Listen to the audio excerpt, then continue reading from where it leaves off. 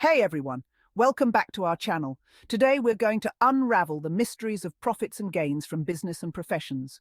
We'll explore what these terms mean, how businesses and professionals calculate their earnings, and what tax rules they need to follow. Let's get started. First things first, let's define what we mean by business and profession. Business.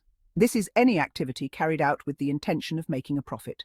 Think of it as a bakery, a clothing store, or a tech startup. Businesses sell products or services to customers. Profession. These are typically specialized occupations that require specific skills or qualifications, like doctors, lawyers, or accountants. Professionals offer expertise rather than physical goods. Profits are the money you make after subtracting expenses from your income. If your bakery makes $10,000 in sales but spends $7,000 on ingredients, rent, and wages, your profit is $3,000. Gains usually refer to profits that come from selling goods or assets and investments. For example, if you sell an old computer for more than you bought it, the extra money is a gain. Sometimes businesses incur losses, but can you always write these off? Not always. There are rules about which losses can be claimed as deductions, allowable losses. If you lose money on something directly related to your business, you can usually deduct it. For instance, if your bakery's oven breaks and you have to buy a new one, that cost is deductible. Disallowed losses. Not all losses are deductible. For example, personal expenses or losses not directly related to the business might not be deductible. So, if you buy a personal car and claim it as a business expense, that won't fly. Methods of accounting, sections 145 and 145A. Here's where things get a bit technical. Section 145. This section tells us how to keep our accounts. You can use cash accounting, which means recording income and expenses when cash changes hands, or accrual accounting, which involves recording them when they're earned or incurred, regardless of cash flow. Now, Section 145A.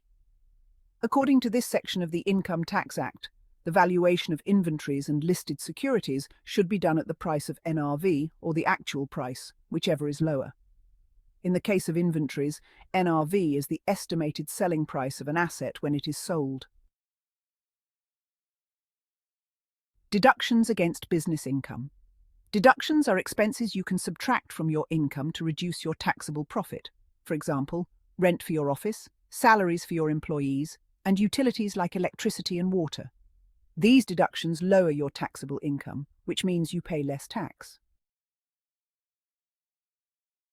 Maintenance of accounts by certain persons, Section 44, AA. Certain professionals and businesses need to maintain detailed accounts.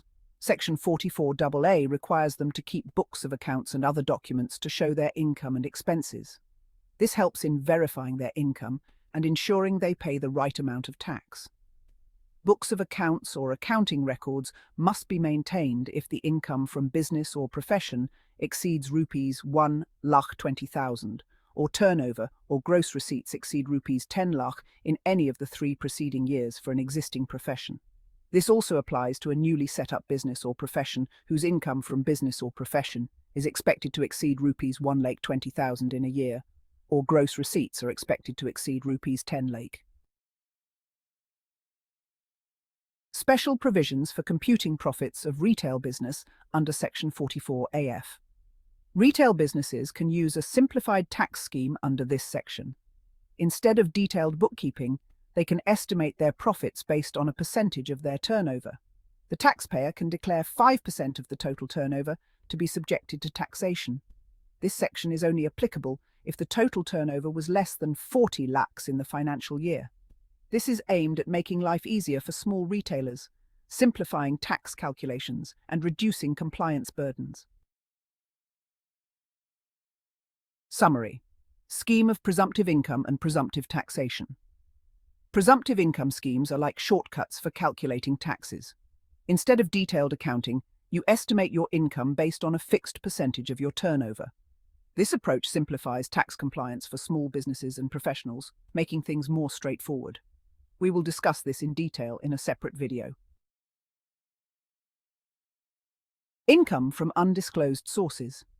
If you have income from undisclosed sources, like cash found in a drawer or unexpected gains, it must be included in your taxable income. The tax authorities want to ensure that all sources of income are reported and taxed appropriately. Understanding these basics helps you manage your business or profession more effectively and stay on the right side of tax regulations. Thanks for watching, and don't forget to like, share, and subscribe for more insightful videos.